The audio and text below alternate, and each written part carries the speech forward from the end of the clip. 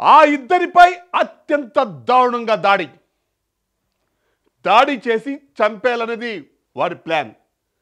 తల్లి కొడుకుపై కక్ష గట్టి కత్తులతో అతి దారుణంగా పొడిచారంటే కారణం ఏమై ఉంటుంది?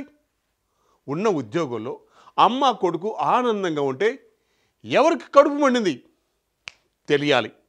వారిపై దాడి చేసిన ఆ బద్మాషిగాళ్ళు పట్టుబడాలి. కనీసం కనికరం లేకుండా ఇంత అన్యాయంగా లేపాలనుకున్నారంటే ఖచ్చితంగా సంథింగ్ రాంగ్.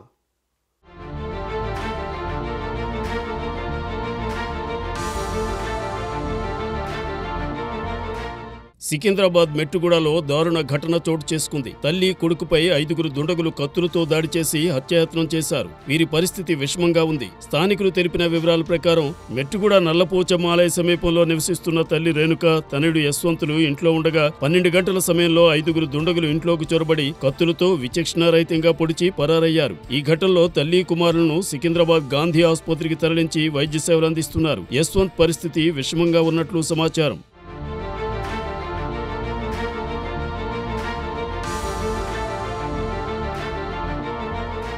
యశ్వంత్ గతంలో మౌలాలీలో రైల్వే కాంట్రాక్టర్ వద్ద ఉద్యోగం చేశాడు. కాపు కాసి పథకం ప్రకారమే దాడులకు పాల్పడినట్లు బాధిత యశ్వంత్ సోదరుడు వినయ్ తెలిపాడు. దుండగులెవరు, ఎక్కడి నుంచి వచ్చారు, దాడులకు గల కారణాలపై చిలకలగూడ పోలీసులు దర్యాప్తు చేపట్టారు. మరోవైపు తల్లి రేణుక, కుమారుడు యశ్వంత్ కడుపులో బలమైన గాయాలు కావడంతో గాంధీ ఆసుపత్రి వైద్యులు వీరికి సర్జరీ చేశారు.